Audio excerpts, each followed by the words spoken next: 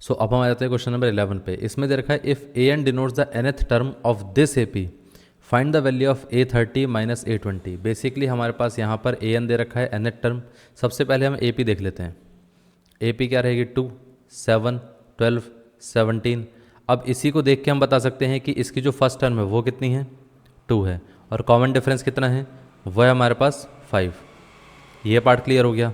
अब आप एक चीज़ सोचिए कि उसने क्या कहा है कि ए एन डिनोट करता है nth टर्म, तो यहाँ पर A30 माइनस A20 कितना रहेगा। सबसे पहले हम A30 निकाल लेते हैं, which is A plus 30 minus 1 into D. तो ये कितना आ जाएगा, A प्लस 29 इंटू डी। अब यहाँ से अगर हम कैलकुलेट करके देखें, देखिए मैं तो आपको कहूँगा कि जितना भी कैलकुलेशन है ना लास्ट में करना, और A20 कितना रहेगा, वो रहेगा A plus 20 minus 1 into d is equal to कितना रहेगा, A प्लस 19D। तो यहाँ से हम इक्वेशन 1 और 2 से बोल सकते हैं कि यहाँ पर हमारे पास A30 माइनस A20 कितना आ जाएगा, ये आ जाएगा A plus 29D minus of A plus 19D। सो ये आ गया A plus 29D minus A minus 19D। A से A कैंसिल आउट हो गया। अब यहाँ से 29D माइनस 19D कितना हो जाएगा, 29 माइनस 19 कितना रहता है, सो ये आ जाएगा 10D। तो यहाँ पर हमारे पास A30 माइनस A20 कितना आ गया, 10D।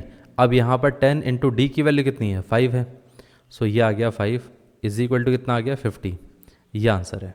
इतना क्लियर है। तो मतलब इसकी टोटल वैल्यू कितनी आ जाएगी, 50 आ जाएगी। अब देखिए अगर आप यहाँ पर इसकी भी वैल्यू रख देते, ए की वैल्यू रख देते, फिर उसके बाद डी की वैल्यू रखते, तो यहाँ पर इसका आंसर आता, फिर इसका कुछ आता, फिर दोनों को माइनस करते, ओवरऑल जाके फिर उसके बाद जाके आपका 50 आता। मैं तो आपको कहूँगा कि किसी की भी वैल्यू डायरेक्टली मत रखिए, लास्ट में जाके वैल्यू रखिए, क्योंकि देखिए यहाँ पर ए कैंसिल आउट हो गया, बचा क्या आपके पास, सिर्फ डी बचा। सिर्फ डी की वैल्यू रखनी थी और कुछ बचा ही नहीं था।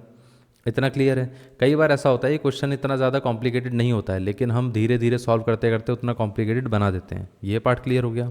इस तरीके से इसका आंसर आएगा।